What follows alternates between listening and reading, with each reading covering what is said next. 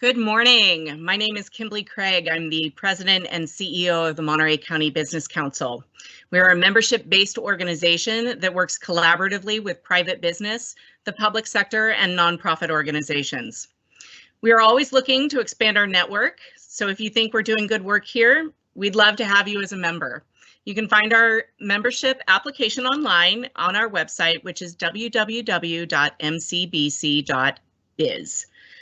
We are continuing our commitment to communication with you. When you registered, you gave us your email address, and we plan to have these free webinars weekly. We will let you know of upcoming webinars that drill down on more specific topics. Next week, we will have the disaster loan tutorial in Espanol. That being said, new guidelines came out both yesterday and today, and we will be covering those in our tutorial today. The PPP became available to sole proprietors as well today, and we will cover some of that in our messaging.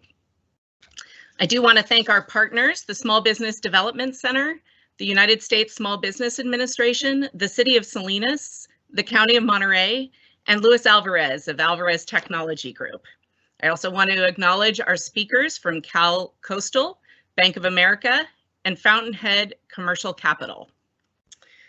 If we can go ahead and go to our agenda. So today we have speakers on small business disaster loans. Cindy Merzon, the director of Cal Coastal Small Business Development Center. Lee Takikawa, president and CEO of Cal Coastal, will be covering the Monterey County Economic Development Administration Revolving Loan Fund. Bill Tebbe, the Monterey Bay Market President of Bank of America, will be talking about applying with large banks. And Chris Hurn, founder and CEO at Fountainhead Commercial Capital in Orlando, Florida, will be talking about the application process with a new lender. And then we will go at about 11 o'clock, we'll go to questions with Andy Seeto, the Lender Relations Specialist and U.S. Small Business Administration. And Cindy Merzon, Director of Cal Coastal Small Business Development Center. I'm sure there will be a lot of questions. I do want to acknowledge we will do our best to answer as many today as possible. But if you have very specific questions based on your scenario, your particular situation, we really encourage you to register for an appointment with the Small Business Development Center, the SBDC. Also, we are recording this webinar, so if you want to go back and check and make sure that you have all the information necessary, we will be emailing out that link to all participants who have registered, as well as contact names and numbers for all of our presenters. With that, I'd like to introduce Cindy Merzon. Welcome, Cindy. Thanks, Kimberly, and thank you to you for being here today. We're glad to be able to share information that we have. As I'm sure you know, the information that we get is changing regularly, and we hope to be able to keep you as up to date as possible as we try to stay tuned in and tied to things coming out from the SBA and the Department of Treasury. I'm going to start right away with a PowerPoint presentation so we can jump right in and get going.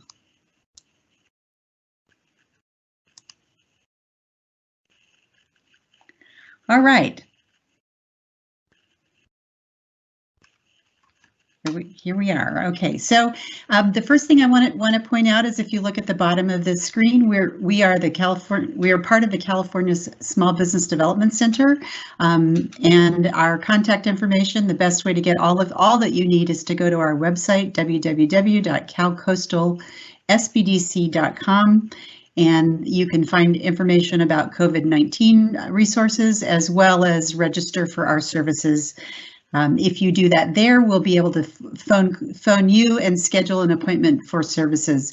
If you call us, unfortunately, you're probably going to get a busy number because we're on the phone all day long, every day, working with clients and responding to their questions. And so it's just easier and quicker for you to get in line if you register first, and then we can get you scheduled for your phone appointment. Welcome. You've probably heard the name SBDC thrown around. SBDC stands for Small Business Development Center. And that's who we are. We are here to help businesses start, grow, and succeed, and in times like these, help them make their way through and survive, as we fully expect as many businesses as possible will be able to survive this challenge.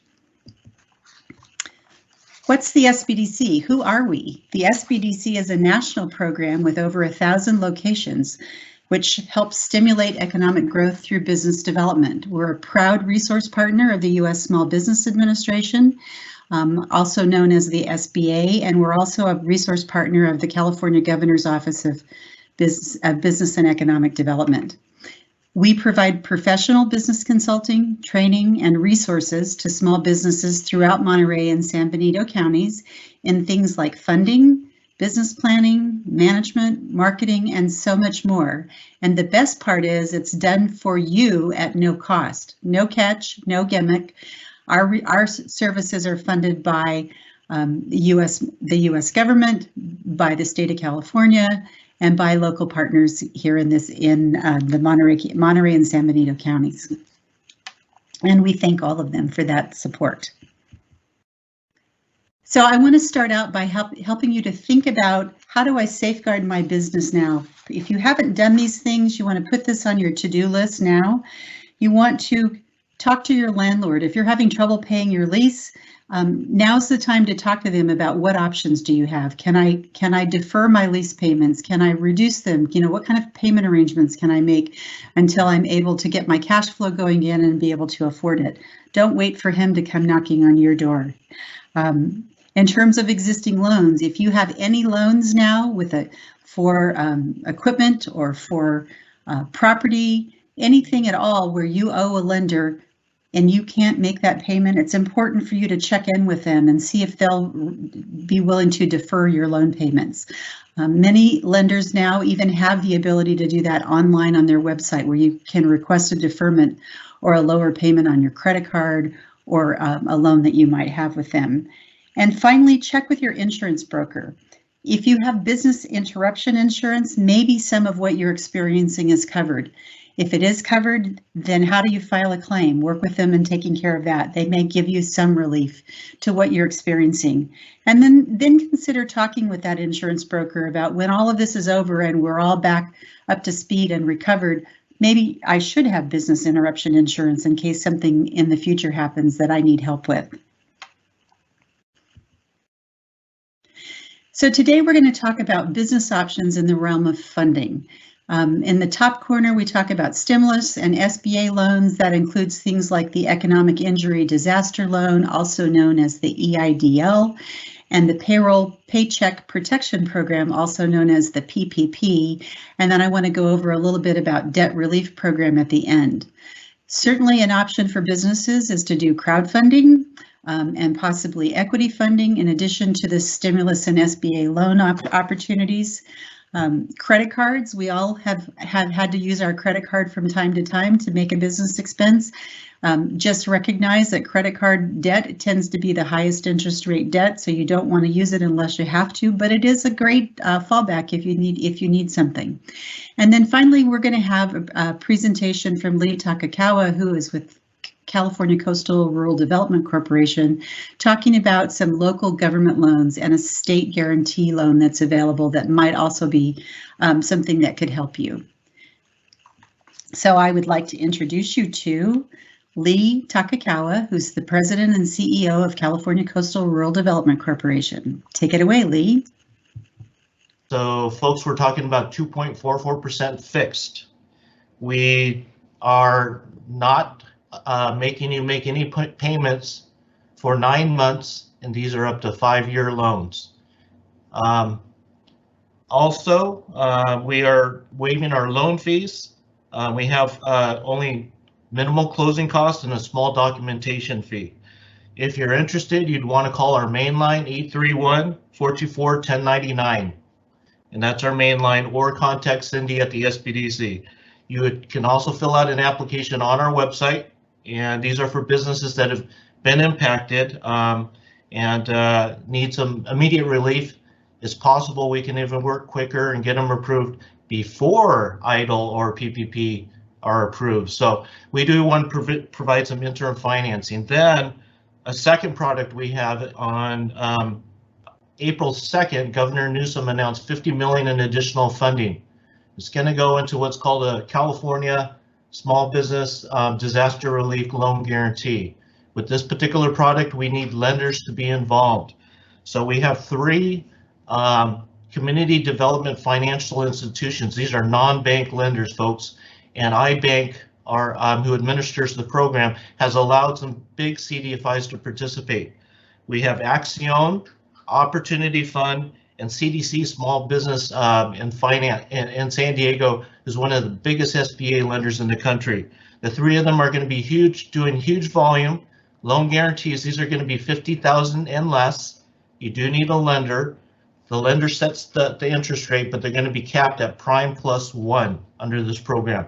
And the bank can get up to a 95% guarantee. Because this is an emergency, I've gone to my board of directors and I've gotten delegated approval authority.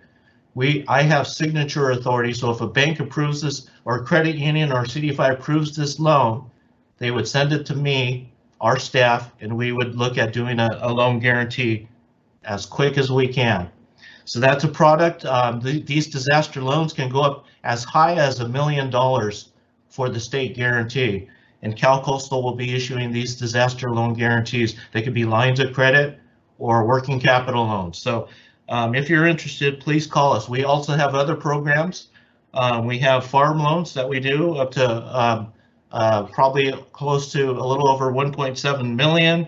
We have SBA loans as well. We are a 504 real estate and equipment lender. That's probably what you don't need at this time. We also have a SBA 7A Community Advantage program. We can do loans up to $250,000 with an SBA guarantee. We do USDA intermediary relending for rural communities of $50,000 and less. We can go up to $250,000 for that.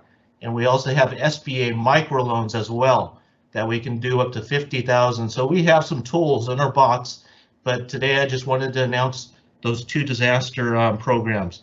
I think we're all in this together. Small businesses are the backbone of our economy. We need you. We want to get you restarted once this is all over. But in the meantime, let's get some capital out to you, give you time to before you make payments, and get you some working capital. There's not a lot of resources. We'll do what we can. Please be patient with our SBDC. There's only 2 people working remote, as well as our staff, and they can only take so many calls. It'll take them a little while to get back to you, but we will get back to you. And we will do our best to help you. I do want to have a shout out to the county for working with me on amending our revolving loan program, and also Supervisor Chris Lopez, who has been spearheading this for us to allow me to make this announcement today. So if you're interested, again, go to our website, work with Cindy. If you need help with the application, our SBDC can help you as well. And that's what I wanted to tell everyone today. CalCoastal is there for you. Thank you. Thank you so much, Lee. It's great to hear that we have other resources besides the federal disaster assistance loan programs. Okay. So business options now. You heard about the local funding and the state funding. So we're going to talk briefly about the economic injury disaster loan. We're going to talk about the payroll protection loan, and we're going to talk about this small business debt relief program a little bit later. When we talk about the payroll protection program, I'm happy to reiterate what Kimberly said, as we have 2 national lenders that are going to be online to talk with us about how you go about getting funds from them. I want to do a quick comparison for you of the PPP, or the Payroll Protection Program, and the full Economic Injury Disaster Loan Program, or the EIDL program. So remember when we talked about these last week, if you were here. If not, this again is a new thing for you. The purpose of the Paycheck Protection Program is to help people stay on the payroll, so help businesses to pay their employees. And so it's a loan, but it's designed to be forgivable if you use that loan for payroll. If you use a minimum of the loan that you receive of 75% and remaining 25% with specific operating expenses, then your loan could be forgiven. There's lots more details. I'll talk to it about it in a second. For the EIDL, it's specifically designed to meet financial obligations and operating expenses that could have been met had the disaster not occurred. The amount of the EIDL loan advance is forgiven. We'll talk about that in a second. It's an advance as a part of an EIDL loan. The terms for both of them, the Paycheck Protection Program, you can borrow up to $10 million at 1% interest rate. It can be forgivable if you use it the way it's intended to be used. It matures in 2 years and your payments are deferred for 6 months. That means you don't make any payments at all. The interest will accrue, but you begin making payments at the end of 6 months. On the EIDL, the terms are you can borrow up to $2 million. If you're a for-profit business, the interest rate is 3.75%. If you're a not-for-profit business, the interest rate is 2.75%. The main EIDL loan is not forgivable. You're going to be paying for that loan for the term of that you've been offered and you accept. If you get an EIDL advance, which again we'll talk about, that is forgivable. You don't have to pay that back. The maturity for the EIDL loan is up to 30 years. The maturity term as well as the amount of money that you can borrow is part of the process that you will negotiate with the SBA after you submit your application and they contact you. Your first payment for the EIDL loan is deferred for a year, so the first 11 months you're accruing interest, but you're not making payments. Your first payment is in month 12.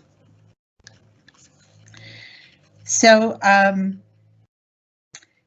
two also important things that you need to know about the Paycheck Protection Program and EIDL is with the Paycheck Protection Program, you apply directly with a bank. They make that decision. If you're applying for the EIDL loan, you apply directly with the SBA online, and we'll give you links to do that.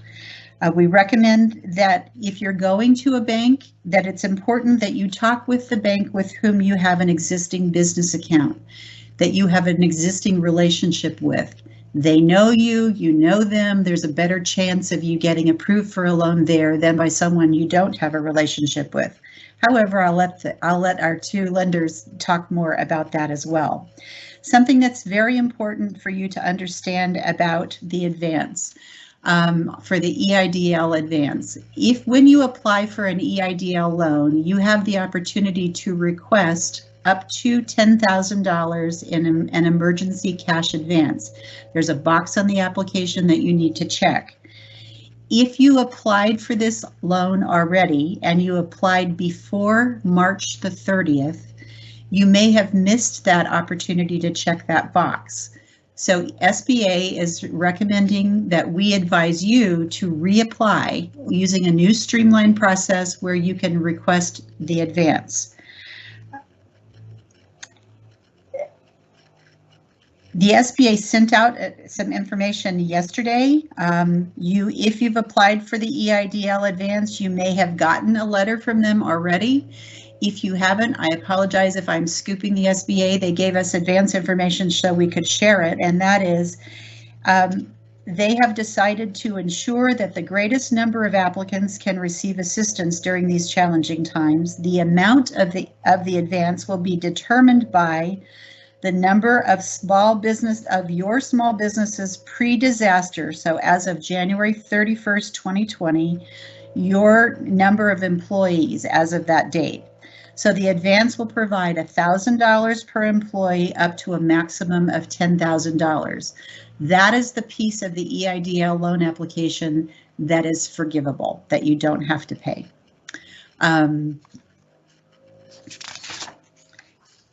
If your bank is not taking applications for the PPP program, there are a number of lenders out there that are taking applications. SBA has a list of PPP lender approved lenders, and I'll give you the link to access that. I do know that many of you are frustrated with the PPP program. We're hearing it from you. We're hearing it around the country that this loan program was approved and became effective just a short while ago on April the 3rd, and banks are scrambling to be able to administer this program. This is a very important piece of information for you. It's a very complicated process, and everyone is receiving far more applications than they ever anticipated. So I want to do a hats off to the banks for pulling off what they've pulled off so far with such high demand. It's also important for you to know that these loan programs, remember I said you apply directly with the bank for PPP or directly with SBA for the EIDL loan. The decision on that loan is between you and your lender for PPP and between you and the SBA for the EIDL. Although the SBDC is here to help you with the application process, to give you as much information as we can and update you as things change, we don't have access to your application once it's been provided, nor do we have access to the status of it. So I wish we could help you. We get that request very often. You need to be in touch with the people with whom you've applied. I also understand that the SBA is having a hard time getting back to people. They ask that you be patient, that they will get back to you. Okay, a quick recovery of the economic injury disaster loan. It can be used for fixed debt, payroll, accounts payable, operational costs that are affected by the COVID-19. The funds cannot be used to replace lost sales, profits, or to expand. It's specifically to help you deal with costs that you can't pay now as a result of COVID-19. As I said, the interest rate is 3.75% if you're a for-profit and 2.75% for nonprofit. The terms are up to 30 years and you can borrow up to $2 million. The deadline to apply for the EIDL is December the 30th. And there are limited funds, so it is important that you apply as soon as possible.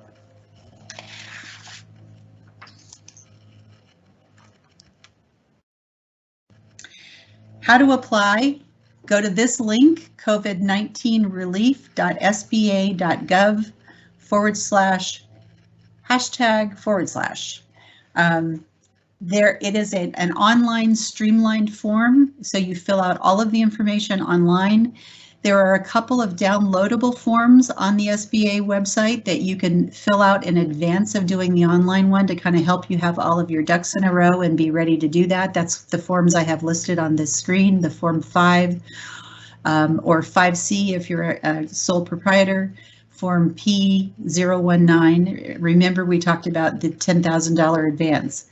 And again, if you applied for an EIDL before March the 30th, please resubmit your application. It's also very important to make sure that you have provided all of the information that they're requesting, both during the early application process and when the loan officer from the SBA calls you and says, I need this or I need that. They cannot move forward with processing your application until they have all of the information that they've requested. When you apply for your EIDL loan online, make sure that you click submit on the application at the end of the entry process and you save the application number. It will tell you it's been accepted and here's your application number. Make sure you save that number for future reference.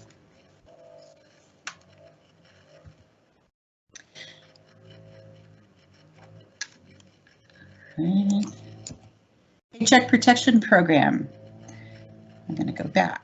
How can you use the funds? I'll remind you again, it's primarily designed to help you offset the cost of payroll, and that's what makes it forgivable. So what we're recommending to businesses, if you're applying for the Paycheck Protection Program loan and the EIDL loan, apply for your payroll expenses under the PPP.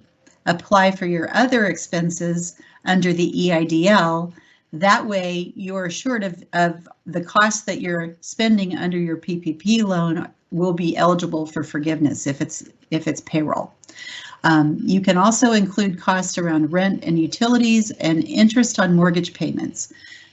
Principal or prepayments on a mortgage are excluded.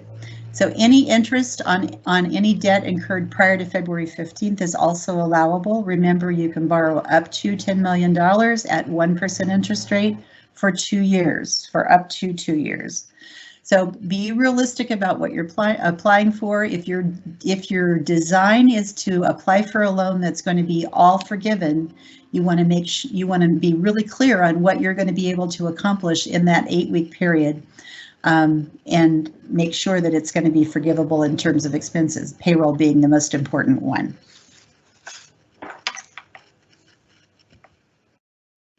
Eligibility, there are no fees to the SBA or the lender from you. You do not pay the lender or the SBA fees for this loan. You also do not have to provide personal guarantees or collateral for this loan. And as I said before, the loan payments are deferred for 6 months. Businesses have to have been affected by COVID-19. I think that pretty much fits everybody. The size of the business is 500 or less. When you count your employees, you do not include independent contractors because they are able to apply for a PPP on their own.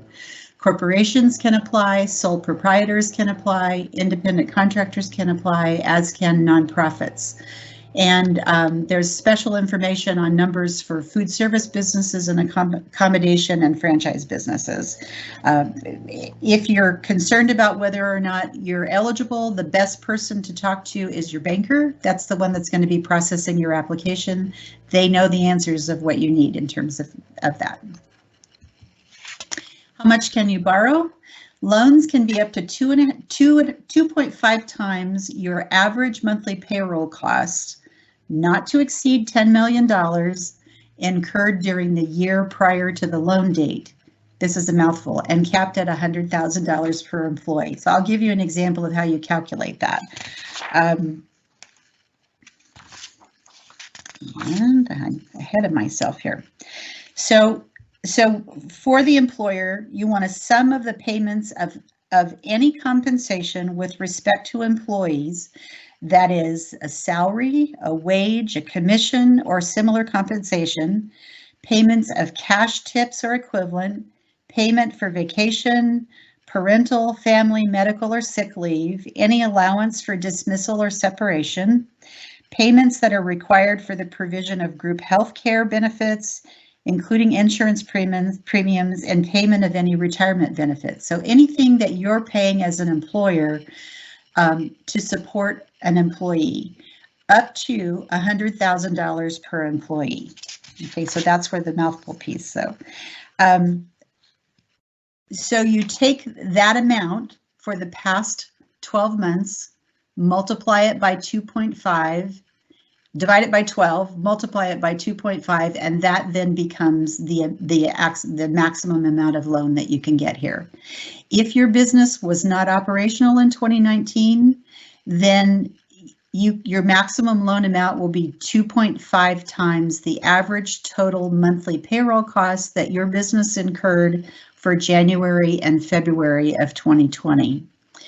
If you have seasonal employees, it's 2.5 times the average total monthly payments for payroll costs for the 12-week period beginning February the 15th or March the 1st, you decide which, and ending on June 30th of 2019. So it's looking backwards, but it's looking at that season.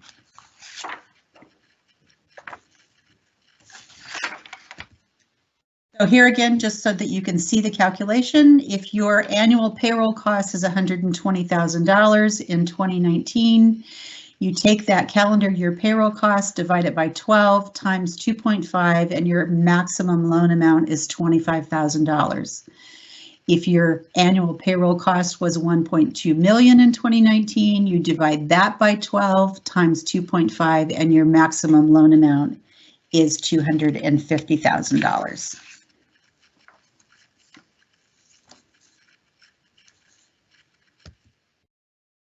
Forgiveness. So can the forgiveness amount be reduced is a question. And the answer is yes. If there's a reduction in the number of employees that you have have on board full-time equivalent employees, or a reduction of greater than 25% in the wages that you've paid to those employees in the 8-week period subsequent to receiving your loan, then your forgiveness would be reduced. So the idea is you want to try to have as the same payroll level, the same number of full-time equivalents that matches what you applied for. So you want it to be equal to the amount you spend on those items during the 8-week period. So it begins with the date of your origination, and the forgiveness amount is based on you expending, as you promised, at least 75% of it on your payroll costs. If you don't do that, then the lender will work with you in determining how much is forgivable and how much will be rolled into the loan for the 2-year term at the 1% rate. How to apply. There are SBA approved lenders. You see a link on the screen. It's sba.gov/paycheck protection/find. That allows you to enter your zip code. The zip code will then provide you with a list of approved lenders that are nearest you, and you can search out however far you want. Essentially, any existing SBA 7A lender, any participating federally insured depository institution or federal credit union is eligible to apply with the SBA to be an approved SBA lender. And so that's the best place to check. Remember, I said, though, it's important for you to start with your bank first. Applications for this loan program opened up last Friday, April the 3rd. Many banks did not have their systems in place by then. I think, as you'll hear from the lenders, they're moving forward, hopefully, as the week has developed. That application date was only open to businesses that had employees. The application process for sole proprietors and independent contractors and businesses that do not have employees other than the owner opens up today. Remember, the application deadline is June the 30th, 2020. And also know that there is a limited amount of funds and there are millions of people applying for this money around the United States. Okay, so first up, we do have some lenders here to talk about the PPP loan program as it relates to their bank. Our first speaker is Mr. Bill Tebbe, who is the Monterey Bay Market President for Bank of America. Bill. Thanks, Cindy. I appreciate the opportunity to speak. Just prior to talking about how we are executing on the PPP, I did want to give our listeners a bit of an update on what we are doing here in this market. The market is defined as Monterey, San Benito, and Santa Cruz counties. And what we're doing in this market for our employees, our consumer customers, small business clients, and finally the community, particularly those in the community that are providing the upfront services for kind of the hardest hit folks. Our employees are on the front line every day in our financial centers, and you folks probably see them or see their counterparts at other institutions. Their safety is our first concern, and we're doing everything we can to maintain that. Some with high-risk health issues are now staying home, and they continue to be paid. We've adjusted for these headcounts, and we've had to close some branches, but we're keeping open as many as we can. Also, for the most part, the non-financial center employees, we are all working from home. There's about 150,000 of us across the country. One of the programs that I just wanted to touch on was what we call our Client Assist Program. And what this, among other things, what this does is allows consumers and small businesses to request refunds on overdraft fees, maintenance fees, defer payments on credit cards, refund late fees, defer payments on small business loans, auto loans, mortgage payments. All of these with no negative credit reporting impact for those that were up to date when they asked. We will also be one of the leading banks working to make the individual payments that come out that were part of the CARES Act to individuals and families. And my understanding that may start next week. And last, before I comment on how we're executing on the PPP, I just want to let you know what we've done for some of the nonprofits that we have relationships with and we consider to be on the front line in the fight against this virus. These grants were funded last week. This is most of the money is part of the $100 million that the bank allocated across the country just for this purpose. For Monterey County Food Bank, we granted $50,000. Second Harvest Food Bank, $40,000. $25,000 to Dorothy's Kitchen, and $50,000 to the Tebbe Medical Foundation for they're starting they did start a COVID-19 ward over at the Tebbe, and we were helping them put that together. In terms of the PPP, for Bank of America, it's completely automated and digital. It is administered only online via our small business online banking platform, and the platform that we use for larger companies and that platform is called CashPro. As Cindy mentioned, the legislation was passed about 2 weeks ago today. It was signed, and it became live from the SBA's perspective a week ago today. Bank of America opened the doors, opened our lines at 5 o'clock last Friday, 5 o'clock in the morning. By the end of the day, we had 99,000 applications. As of yesterday, around this time, we had 300,000 applications. We also, yesterday, I was told we started funding a small number of these applications. Not sure how many, but we were testing the systems between Bank of America and SBA and continuing to do that. So they are moving, we are getting money out the door, and it's already started. We are accepting applications from those that, as of February 15th, 2020, had a business deposit and a business credit relationship with Bank of America, or if they have a business deposit relationship and do not have a credit or borrowing relationship with another bank. If you do not have business online banking, I would suggest the place to go is to check our website. There's a part of the website that is specific to small business, and that can give you information on how to access and set up the online banking platform for you.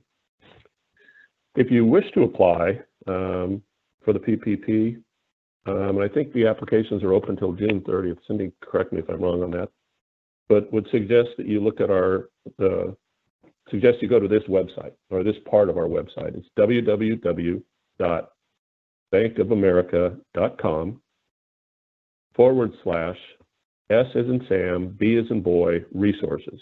So /SB resources. After completing, you'll receive a confirmation, and we will contact you for next steps and any documents. Generally, we're asking for the same documents that Cindy mentioned. What I was seeing yesterday is we're specifically asking, in terms of the 2019 payroll, we're also asking for the Form 940. And we're looking for the Form 941 that also covers the period including February 15, 2020, which, as Cindy mentioned, is kind of the date I think that we're using to measure the employee base for the company at that point. There are 2 other PDF forms which we are also collecting, and those, once you get onto the platform, you'll be pointed in the direction. But those documents one of them provides a more detailed calculation of the dollar amount that you can borrow, and again, that's following the guidance from SBA on that. And it also provides guidance on what documents that you will need to prepare once the bank reaches back out to you and asks you to begin uploading those documents.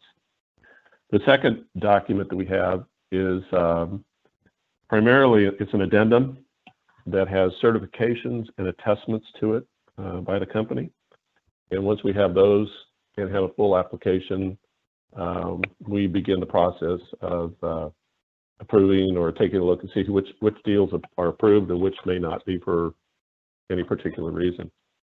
I can tell you that as of day before yesterday, we have taken people from both the small business line of business as well as the line that I work in the commercial banking side, and have across the country. And these people received training, I believe it was on Tuesday, and they are now processing applications. They are going back and asking customers, we need this or we need that, or passing straight through for approval on our side to once they see the application is complete. And we are also verifying the dollar amount based on the customer's requesting based on the documents that we are provided. So we are moving as quickly as we can. And I think the bank is at the forefront of, particularly of all the major banks across the country. We've gotten a lot of really good press out of this because we are at the front. The other thing I would mention, we've had questions from people in the community. Does B of A have a cap? No, we do not. Our balance sheet is pretty powerful. We have a ton of liquidity at this point, and we do not have a cap for this program. So any of you that are bank clients, based on what I mentioned, please look at the website or talk to your relationship manager, and look forward to hearing from you. Cindy, that's all I have. Thank you so much, Bill. That was very informational. I hope folks that are Bank of America customers feel more comfortable now that they know they have access to the PPP through their bank. Okay, do we have Chris Hurn on the line yet? We are still waiting for Chris, so maybe we could go ahead and possibly take some questions if that's something that's appropriate at this point. Sure. Okay. Let's go ahead and start up. We have about 30 questions, so we will start that process here. Okay, question number 1. Where can independent contractors and small businesses without employees or a business checking account apply for PPP?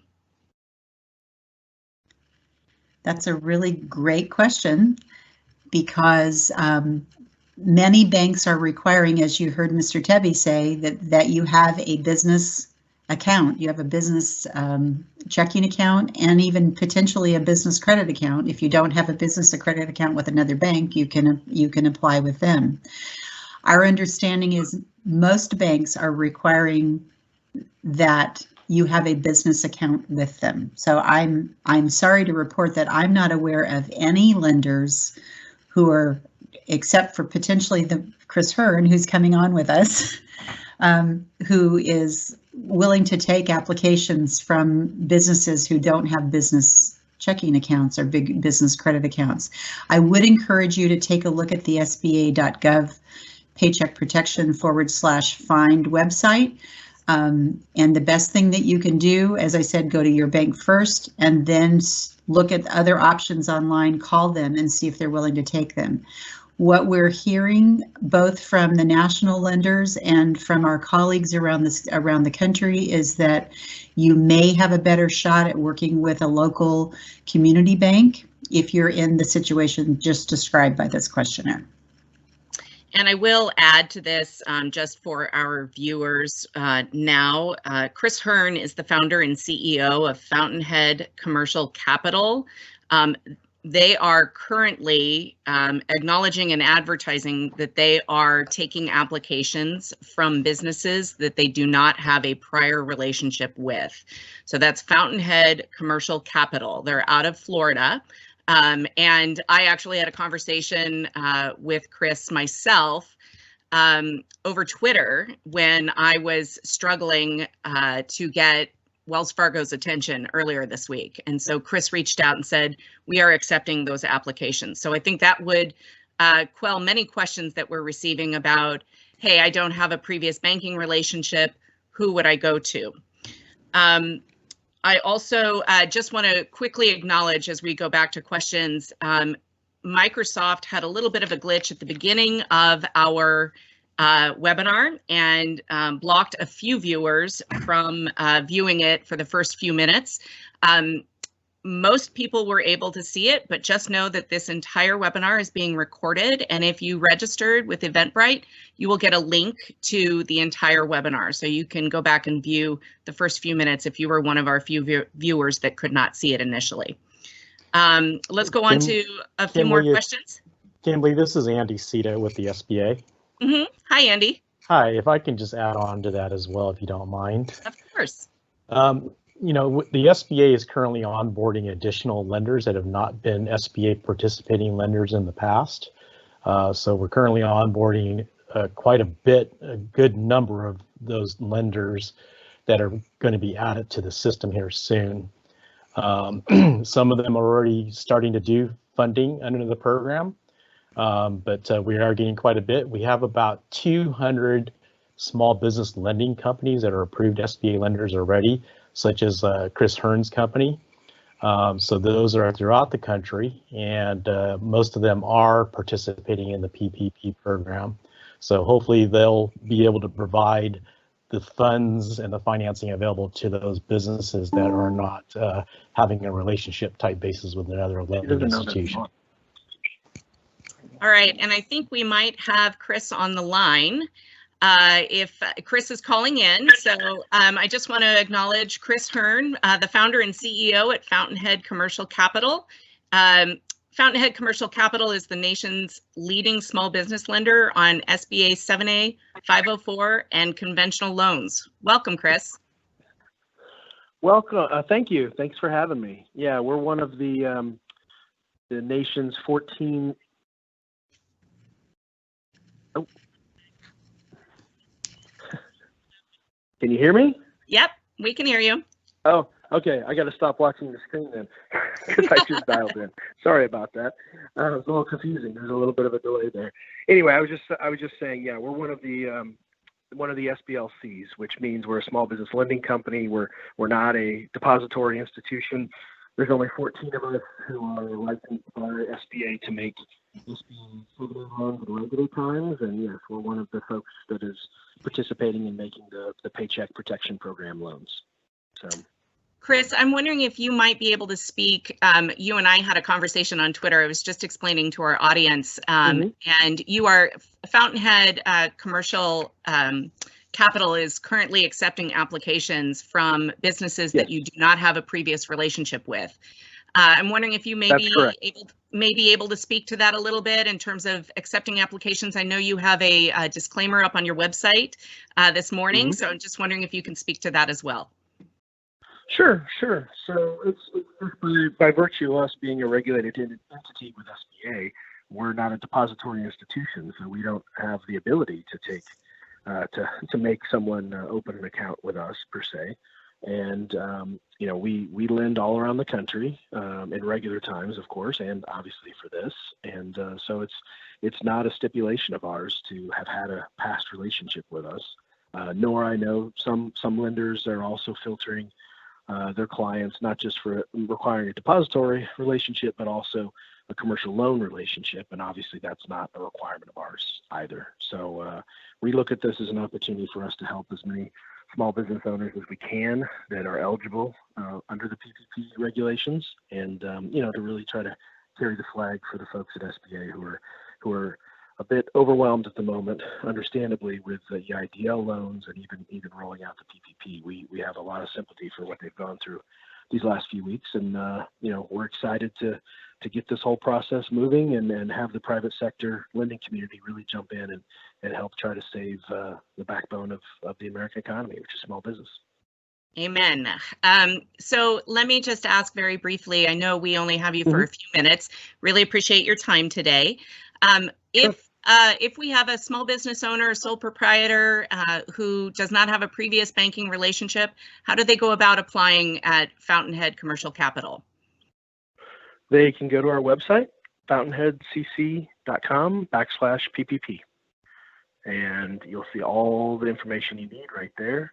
The documentation we need, of course, for these PPP loans is fairly limited compared to a regular 7A and regular times. So it's a pretty straightforward user experience, and then you just submit your documents. You join our our queue, and we get to you as soon as we possibly can. Everybody's been working, 13 to 16, in my case, 18-hour days for the last month, it seems like, in preparation for this. And obviously, we've already begun processing these loans and joining a lot of fellow lending community folks. We probably will have our first wave of funding beginning next week. We wanted to make sure we properly followed SBA's guidelines on making sure we had enough of the closing and the disbursement guidelines before we started making these fundings. So I think that was the prudent and responsible thing to do, so we don't put our borrowers or even our institution at any risk of liability. So I think you're going to see a lot of this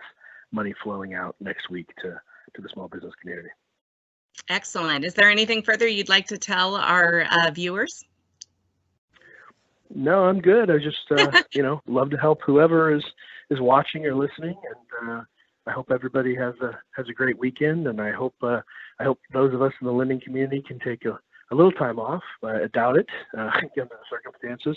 I hope the good folks at SBA and Treasury will also be able to breathe a little bit better this weekend, because it's we've never seen anything quite like this, and we're all in this together, and we just want to make sure we support each other, and we try to get the economy stabilized and help save a lot of these businesses and a lot of jobs, and that's what we're trying to do. Excellent. Thank you so much, Chris. Really appreciate your time. And I just have to say it's a testament to your company, Fountainhead Commercial Capital, that you are, as the president and CEO, reaching out to people all over the world through Twitter and whatnot, letting them know that Fountainhead is available and ready to do business. So thank you very much for your time. Well, thank you for yours and what you're doing as well. All right. Take care, everybody. Thank you. Thanks, Chris. Cindy, do you want to go back to some questions? Sure. Excellent. So we have our next question. Any idea on when California is going to allow self-employed business owners to apply for unemployment? They just updated their site with more information, but still in a holding pattern on how to apply. Unfortunately, I do not have the answer to that. Our focus has been solely on finances right now to help people pay what they need to pay. We do have HR consultants on our team that I can refer you to if you want to apply for services with us. Costs nothing, and I could connect you with an HR consultant that could walk you through that process.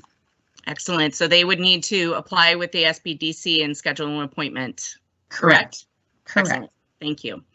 Next question. Do very small employers, 4 to 5 people, have a chance of securing these loans? I'm assuming they're talking about the PPP loan, and I think they absolutely do have a chance at securing a loan. Excellent. Next question. We are an essential service who has limited our hours and access to our shop. Our 3 full-time employees remain. All part-time have been laid off. The total of those part-time equals approximately 1 full-time person. Can we get a PPP for those full-time employees? Kimberly, you just gave us a very specific question. That I said I was not going to give. You said you were not going to give, because to answer a question specific to a business, we need to know more than just a snippet of what the question contains. That's a question that you could, as if you're applying for the PPP, that's a question you should go ahead and apply with the bank. The bank will let you know what you're eligible for. If you want more detailed one-on-one assistance before you apply, please register for SBDC services. We'll make an appointment and I'll have somebody sit down with you and one-on-one go over your specific needs. Great, thank you. And thank you for slapping my hand on that. I promised you I wouldn't do that. Next question. Can a sole proprietor with no employees apply for the PPP loan? Yes, because you are the employee of your business. Excellent, thank you. And as of today, the sole proprietors and independent contractors, the lenders can start submitting those applications in. That's as of today, you said? Yes. Yes. Thank you, Andy. So I think this question was answered, but I'm just going to go ahead and reiterate because we're getting quite a bit of the similar questions. My credit union where I have my business account does not make SBA loans. My other banks said they are only dealing with their business accounts. Where can I go? Andy? Yes, continue to check the SBA website to find SBA approved lenders. As I mentioned earlier, we're continuously onboarding new lenders into just the PPP program. So as soon as we onboard and they gain access to the systems, they can start accepting applications. But keep checking that website and keep looking for lenders in your area. Kimberly, I think it's quite possible that people that where you're getting a lot of those questions may not have, they may have submitted the question before they had a chance to hear from Chris Hurn as well. And you all heard that Fountainhead Commercial Capital is available to take applications from PPP borrowers that don't have a relationship with them. So I would check them out. Excellent, thank you. Next question, this is for Cal Coastal. The question is, will we need to apply separately for all the different SBA-backed Cal Coastal loans, or will we be needing to apply for each of them individually? Lee, are you still on the line? Yes, hi. The best way to do this is to go to our website and do a pre-qualification so we see what your needs are, and then we'll fit you into the right program. It's not necessary to do application for each program. We have a generic loan application that'll work for many of our programs, and our application on site, there's a link. We'll have, if you want an SBA loan, it actually has the SBA forms as part of our application. Thank you. Thank you. This question is, I don't know if we can answer it or not, but I'm going to throw it at you, Cindy, and you can slap my hand again if you need to. If the loans are forgiven, will it affect the business owner's credit rating? No. It's part of the plan for the loan. Excellent. Thank you. Does the SBA community lender need pre-approval from SBA before funding the PPP loans? Lee? No, it doesn't need pre-approval. We approve it here at Cal Coastal. It goes through our regular process. I do not have delegated authority on that, so it actually goes through a loan committee and a board of directors. But Cal Coastal approves the loan, and we, because we're an approved lender with the SBA, we do issue the guarantee ourselves. So that's for the Cal Coastal loans. I believe, Kimberly, correct me, was that question about the PP loan? I probably should have called on Andy.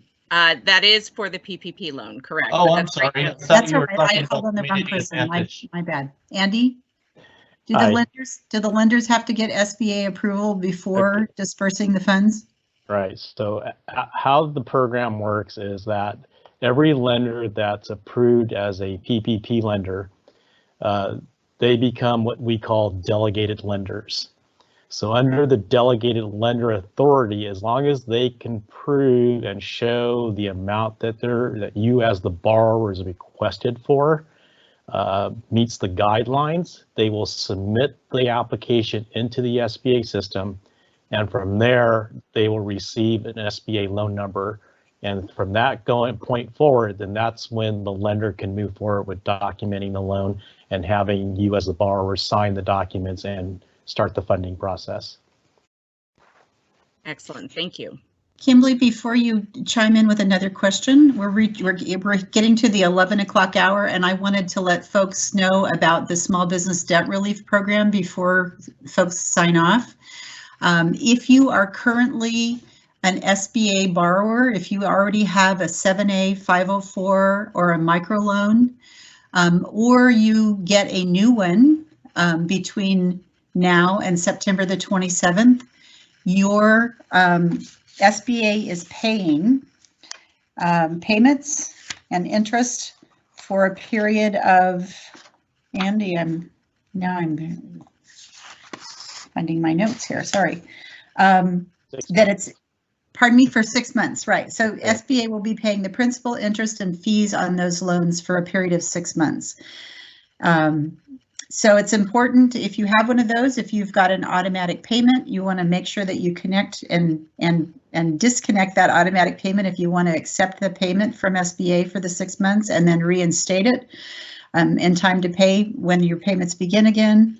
If you want to continue making the payments, you're welcome to do that. Then the deferral doesn't apply to you, but it's automatic if you would like to take advantage of that.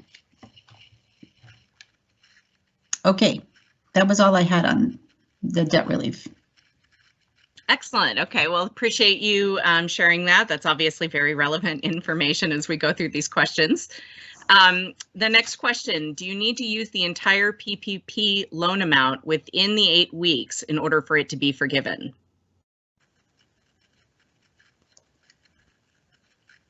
You have to expend the funds as promised on payroll up to, at a minimum of 75% of what you borrowed on payroll and no more than 25% on the other eligible costs for it to be forgiven. If you do not expend those funds and provide documentation of the expenditures, they can't forgive that loan.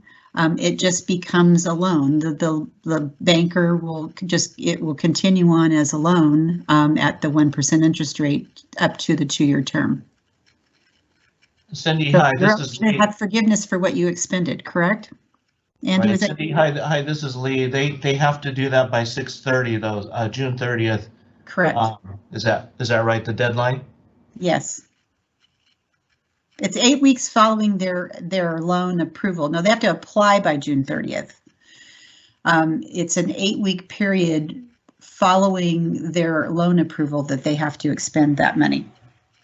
Right, a lender under the program can do partial disbursements in the program, but they have to be fully dispersed within 60 days.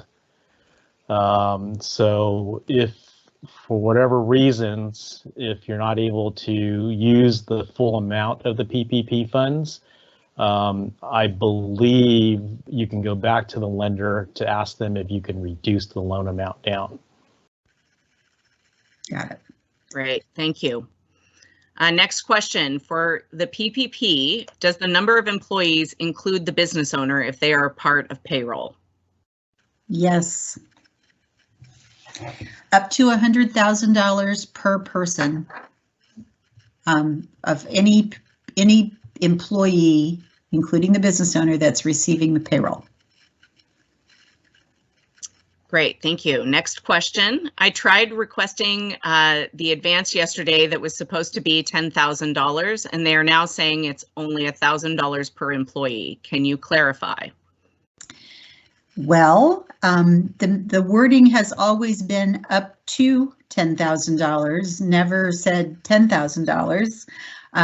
So that was our clue that it might vary from borrower to borrower.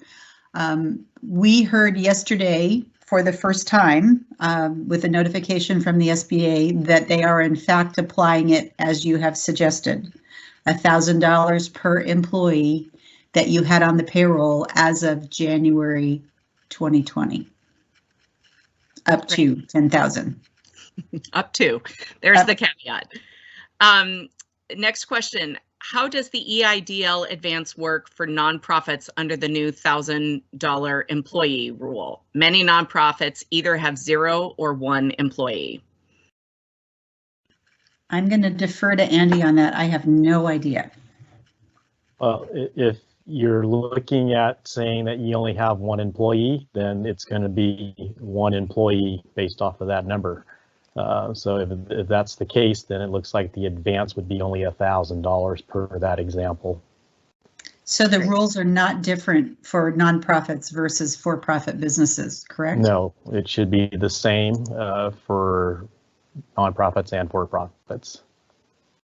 Great, thank you. And that's just for the advance now. It doesn't per se mean what else they can provide on the disaster loan assistance.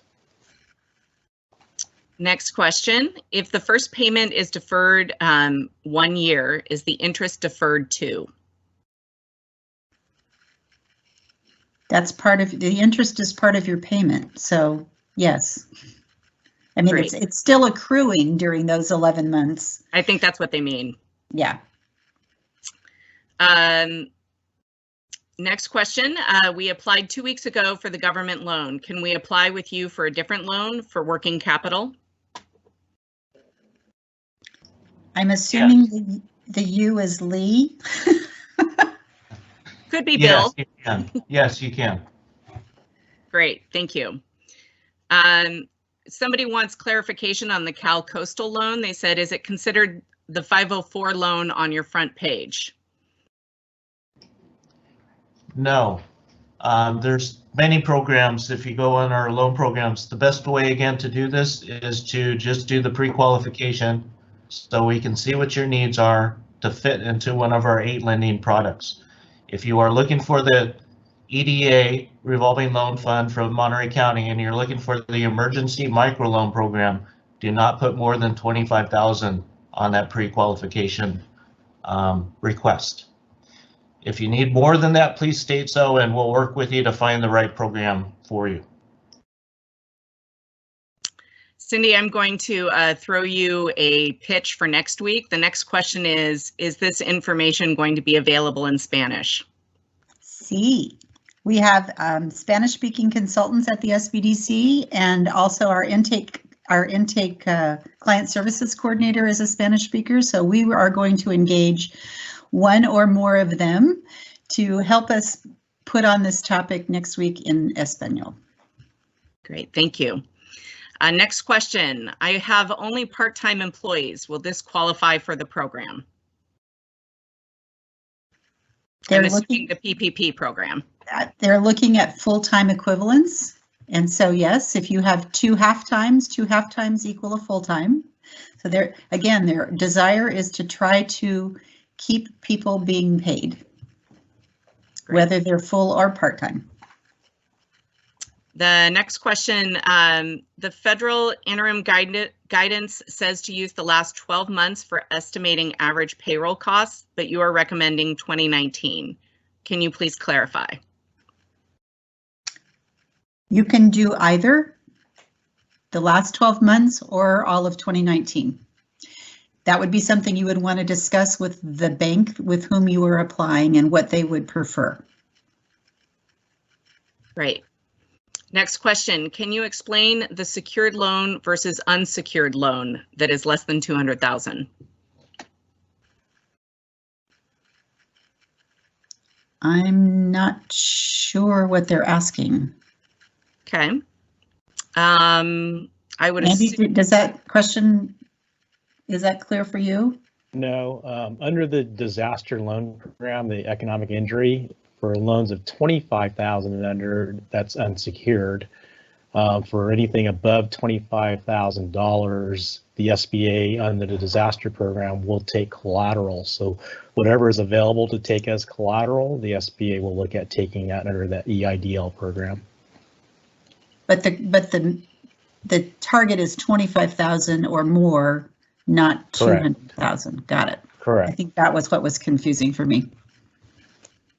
Thank you. How soon can the PPP forgiveness application be submitted after employees are back on payroll? And does PPP loan interest begin accruing as soon as the loan is received, even though payments are deferred? So any question about the PPP, you should be asking the bank that you're applying with. The interest is accruing as soon as it's funded. And and so it's the interest is deferred along with the pay, because it's part of your payment. In terms of bringing employees back on, you want to bring them back on as soon as you can to be able to maximize your forgiveness amount. Yeah, the regulations states it's to retain or rehire employees. So as quickly as you can rehire them, then that's what they're looking for. Getting people back into the workforce, of course, sure. Correct. Next question, can you please confirm PPP payroll includes 1099 contractors? Only for the 1099 business. In other words, if I am an employer and I have employees as well as 1099 contractors, I can only count the employees, not the 1099 contractors in my payroll numbers. Because that independent contractor, that 1099 worker, can apply for a PPP on their own. Next question. If we applied for the $10,000 advance, how will we hear back from them? Email, phone? Yeah, you should get you'll get a confirmation when you submit that EIDL application. So you'll get a confirmation number. And then shortly after that, you should get some sort of messaging in reference to an email possibly on that funds advance and how much they'll advance up to. Okay. This question may be for Andy. Can the PPP loan recipient indicate a preferred loan origination date? If the 8-week period of forgiveness determination begins on the date of the loan origination, but the non-essential business closure mandates are still in place, how can we bring employees back to work to ensure that we meet the payroll requirement for forgiveness? It's a very good question. Now here's the situation. Under new guidelines that just came out, the PPP lenders, after they received an approval of the loan submission, they have within 10 days to start funding on the loan.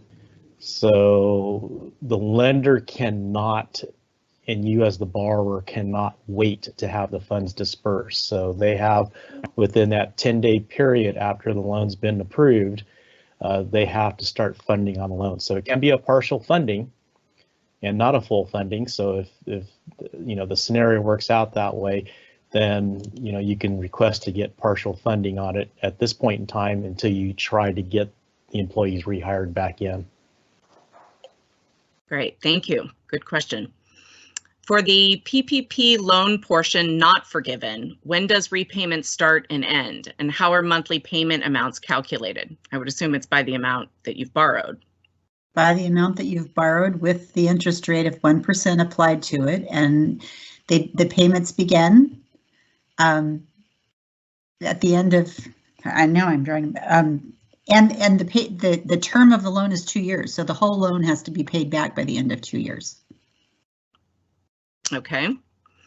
This one is a very direct question. When you apply for the PPP and it gets approved, how do you pay it back? Or someone told me if you qualify, you don't have to pay it back. Is that true?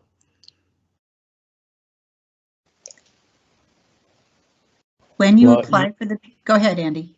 Yeah, I mean, basically, you're trying to get the forgiveness on it. And so in order to get the forgiveness on the PPP program, you need to meet the requirements set forth in the statute stating that 75% of the funds were used for employment payroll purposes.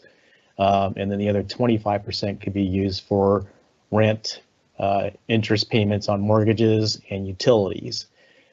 So you want to fall within those guidelines to try to get the debt forgiveness done on that.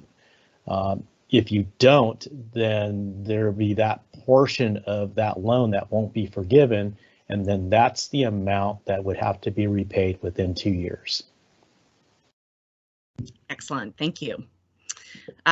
Next question. If our company has both domestic U.S. residents and employees on work visas, do we qualify for a loan for the domestic employees? Yes. All right. And then I think we have just a couple more here, and then we'll go ahead and conclude the webinar. The PPP can be applied multiple times as needed during the COVID-19 lockdown, or is it a one-time only application? You can only get one PPP loan. Great, thank you. Next question, what documents do a sole proprietor or a business owner need to produce for payroll when they are not receiving a paycheck? That's a question that you should ask the lender as to what they're going to require for you to verify what you've paid yourself. Yeah. It's probably going to be your Schedule C of your tax return. Right. Great. And we have one more question. How does the SBA determine that the money was used for payroll as opposed to other fixed expenses? The bank makes that determination, not the SBA, and they will require you to bring documentation that they feel is acceptable. So they're going to want payroll reports or whatever you can to prove that you've made those payments for payroll or for lease. Excellent. Well, I think just in the interest of time, we're at 11:15. Really appreciate everyone's efforts in answering questions and would like to particularly thank our speakers today, Cindy Merzon, the Director of Cal Coastal Small Business Development Center, Lee Takikawa, President and CEO of Cal Coastal, Bill Tebbe, Monterey Bay Market President of Bank of America, and Chris Hurn, the founder and CEO at Fountainhead Commercial Capital, and of course, Andy Seeto, the Lender Relations Specialist at the U.S. Small Business Administration. I also just want to acknowledge if we did not get your question answered, or if you have a very specific question about your business, we really encourage you to log on to the SBDC, that's Small Business Development Center, the SBD website, and schedule an appointment. We have counselors at the SBDC that can answer questions pertaining to your specific concerns or questions. And lastly, I will just acknowledge one more time that we have this entire webinar recorded. And so if you have registered on Eventbrite with us, you will receive a link with the entire webinar. So if you missed the first few minutes, you'll get that link as well as the contact information for our speakers today. And I think that is about it. So just want to say thank you very much for joining us. We here at the Monterey County Business Council are committed to continuing our communication with you through this very difficult time. And we wish you all a good weekend and stay safe. Thank you.